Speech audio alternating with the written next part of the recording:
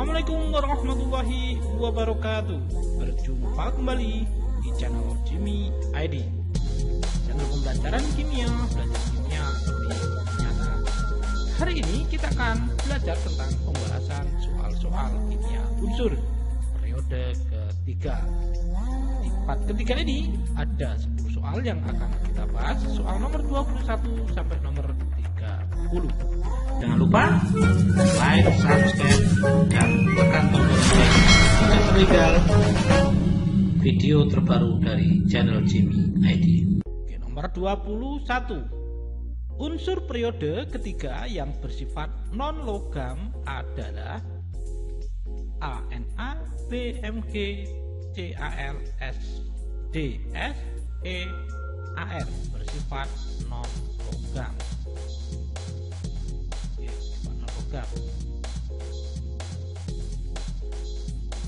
Ini untuk logam Na, MgAl ini bersifat logam, Si metaloid,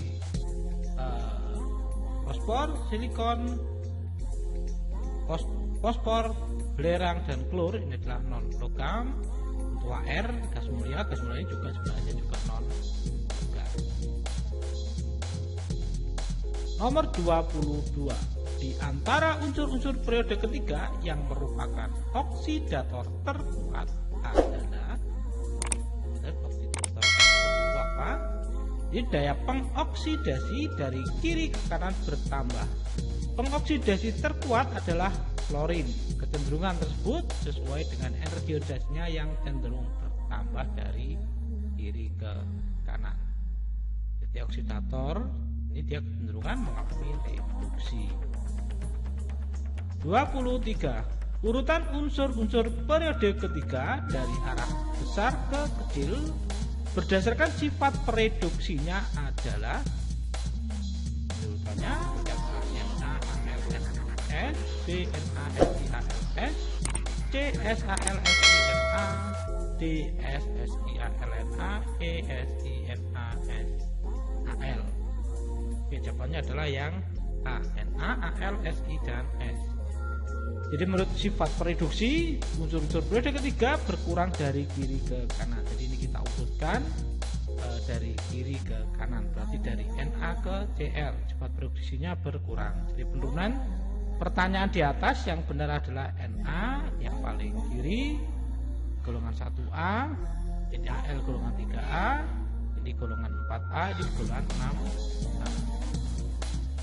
Oke, selanjutnya adalah nomor 24. Urutan unsur-unsur periode ketiga dari arah kecil ke besar berdasarkan sifat ionisasinya adalah ini pilihan jawabannya. Oke, kita lihat jawabannya adalah yang B. Jadi Na, Al, B, Gl. Jadi kecenderungan energi ionisasi unsur-unsur periode ketiga dari kiri kanan, energi ionisasi cenderung bertambah. Berarti dari Na ke Ar energi ionisasinya cenderung bertambah, sehingga jawaban yang tepat adalah Na, Al, B, Gl. Urut 1A, 3A, 5A, ini 7A. Oke, nomor 25. Di antara unsur-unsur periode ketiga yang merupakan asam terkuat ya adalah Cl. Jadi dari natrium ke klorin energi ionisasinya bertambah. Oleh karena itu sifat basa berkurang dan sifat asam bertambah. Jadi sifat asam berkurang adalah klorin. Jadi kalau logam ini kecenderungannya nanti bersifat basa. Kalau ini bersifat asam. Kalau semakin ke sana kecenderungannya bersifat basa. Kalau ke bawah bersifat asam. Nomor 26. Pernyataan yang paling tepat mengenai sifat unsur periode ketiga adalah A. Semakin ke kanan energi ionisasi semakin kecil.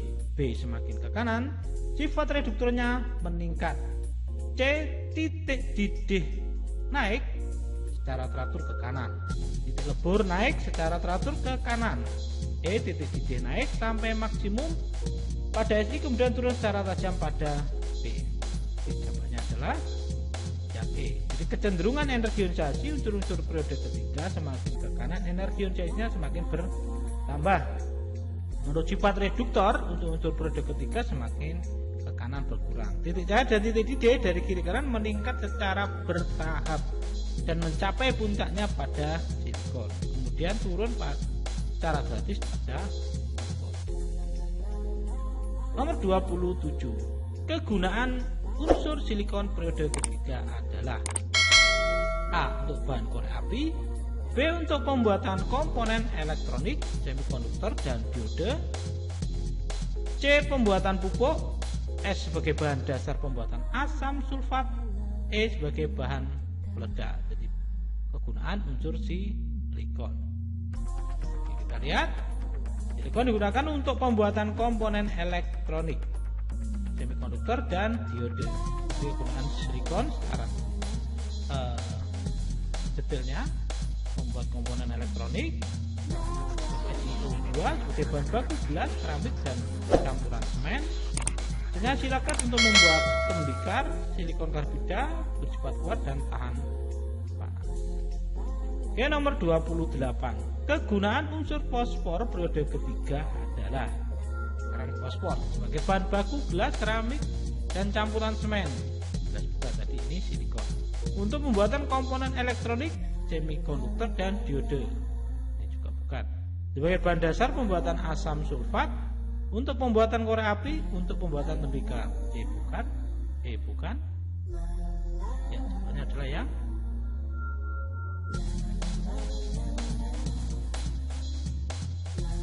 fosfor. Jawabannya adalah yang do. Ini fosfor untuk bahan korek api. Dia amonium fosfat dan kalsium fosfat untuk pupuk, untuk fosfor merah untuk korek api, fosfor putih untuk bom. Ya, ada kesalahan sedikit. 29. Unsur periode ketiga yang dapat mereduksi air pada suhu kamar adalah periode ketiga yang dapat mereduksi air pada suhu kamar adalah natrium.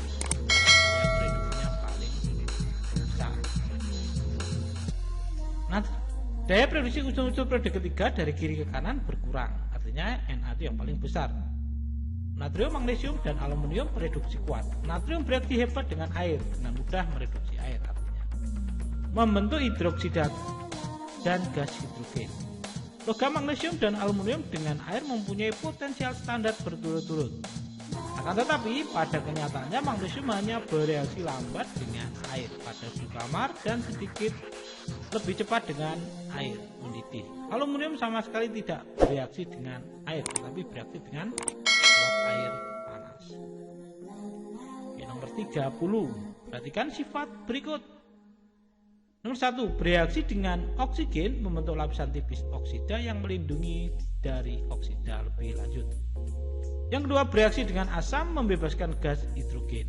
Yang ketiga, apabila dipanaskan, kekuatan di udara akan terbakar membentuk oksida dan sedikit nitrida. Dari pernyataan di atas, termasuk ciri-ciri sifat unsur A. Natrium, B. Magnesium, C. Aluminium, D. Silikon, E. Fosfor. Ini adalah ciri-ciri dari aluminium.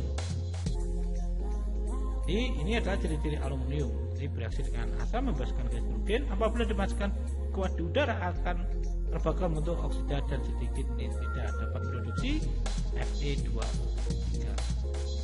Oke, ini tadi penjelasan dari pembahasan soal kimia unsur periode ketiga di part ketiga nomor 21 sampai nomor 30. Terima kasih.